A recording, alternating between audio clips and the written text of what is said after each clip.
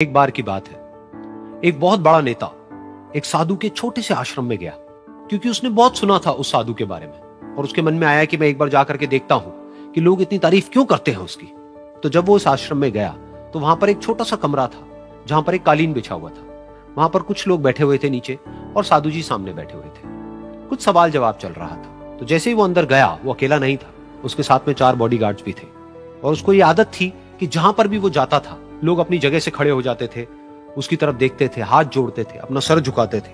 लेकिन यहां पर ऐसा कुछ भी नहीं हुआ। साधु ने उसकी तरफ देखा तक नहीं, क्योंकि वो साधु किसी के सवाल का जवाब दे रहे थे। लेकिन नेता को इस बात पे गुस्सा आ गया। नेता को लगा कि ये मेरी बेइज्जती है।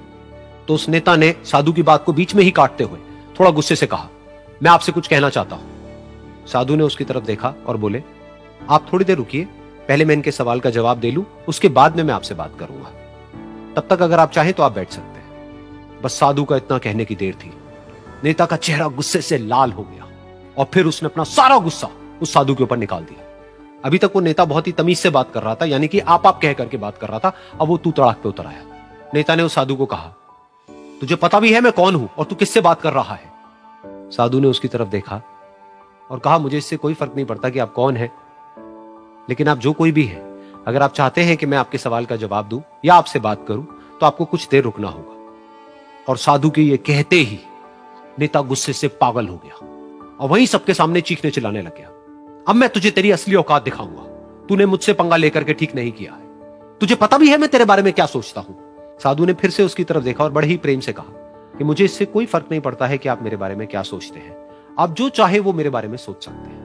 फिर उस नेता ने बोला कि तू चाहे सुनना चाहता है या नहीं, लेकिन मैं तुझे बताऊंगा यही सबके सामने कि मैं तेरे बारे में क्या सोचता हूं। तू एक बहुत ही घटिया इंसान है।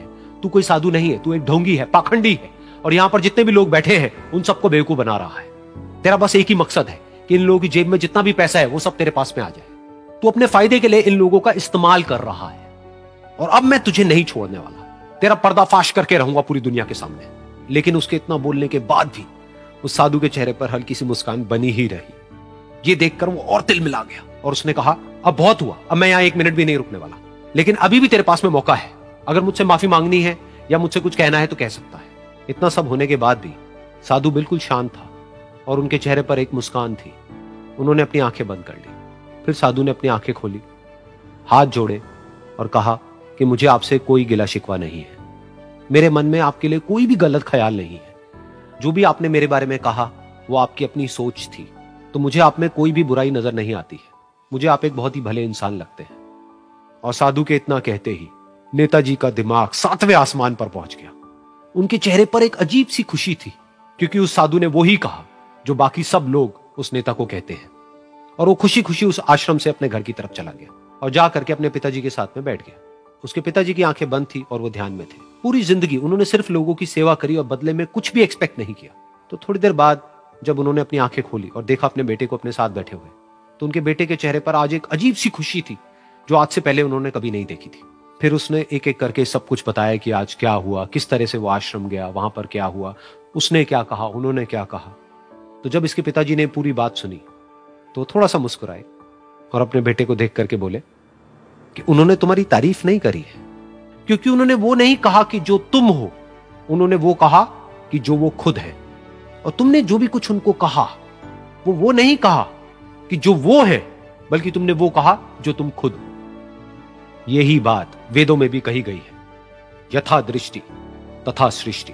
ये दुनिया तुम्हें वैसी नहीं दिखती है जैसी कि ये दुनिया है। ये दुनिया तुम्हें वैसी दिखती है जैसे तुम खुद हो। जिसकी नजर जैसी है उसके लिए ये दुनिया वैसी ही है। तो अगर तुम अपनी दुनिया को बदलना चाहते हो तो उसका सिर्फ एक तरीका है, अपनी नजर को बदलो।